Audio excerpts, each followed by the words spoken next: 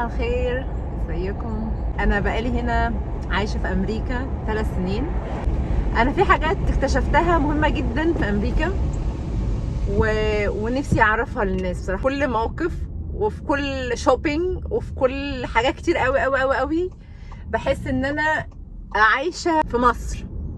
طبعا بما اني انا ناقله من المانيا لامريكا، مش ناقله من مصر لامريكا، فالاختلاف شايفاه. المكان اللي انا فيه الجو زي مصر بالظبط، يعني جو حر مصر، جو شتاء مصر، جو البيوت طبعا زي مصر. الحياه طبعا في اختلاف بسيط خالص، هو النظام شويه في السواقه مختلف عن مصر، لان مصر فيهاش في السواقه اي نظام خالص. هو النظام في السواقه في الشوارع العاديه فيها نظام شويه، السواقه طبعا على الطريق السريع دي مصيبه تانية.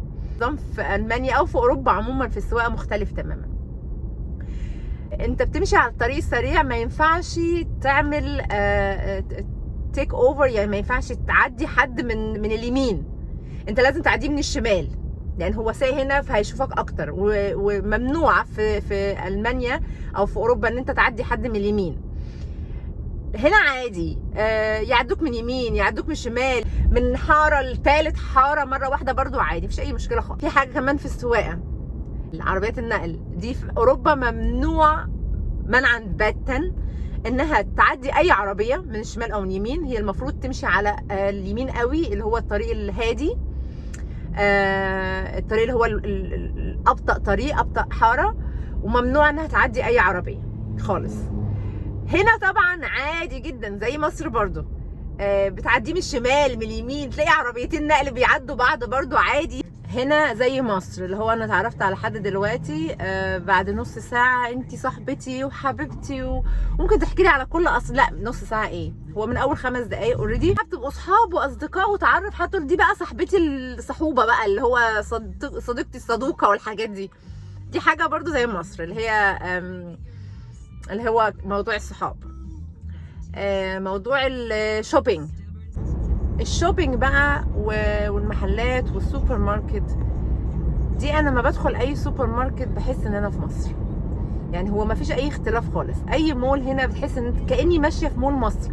حاجه كمان بقى غير السوبر ماركت والشوبينج والحاجات دي كلها، مصر عندها ذوق شويه في اللبس، يعني المصريين عندهم ذوق في اللبس وعندهم ستايل في اللبس. وقلت لكم على موضوع الشوبينج وموضوع برضو الاكل والشرب والحاجات دي، سوبرات ماركت نفس الحكايه هنا. وموضوع الصحاب، في حاجات بقى تانية كتير قوي قوي قوي قوي انا بقابلها. طبعا انا مش فاكراها حاليا بس بقابلها كتير جدا. فعلا حاسه ان انا عايشه في مصر، مفيش اي حاجه خالص هنا ناقصاني من مصر خالص. حتى لما بروح اي محلات اللي هي زي الباكستانيه او محلات من بوسنيا، بتلاقي فيها حاجات المصريه وحاجات مكتوب فيها بالعربي وكل حاجه. بس فانا حبيت اطلع، اخيرا قررت ان انا اعمل فيديو واقول لكم ان مصر زي امريكا وامريكا زي مصر. فاللي عايش في مصر صدقوني ما تحاولوش تحلموا ان انتوا تروحوا امريكا، حاولوا تحلموا تروحوا اوروبا عشان تشوفوا حاجه جديده. الحياة هنا زي مصر بالظبط. وبس ده اللي انا كنت عايزه اوصله لكم. شكرا.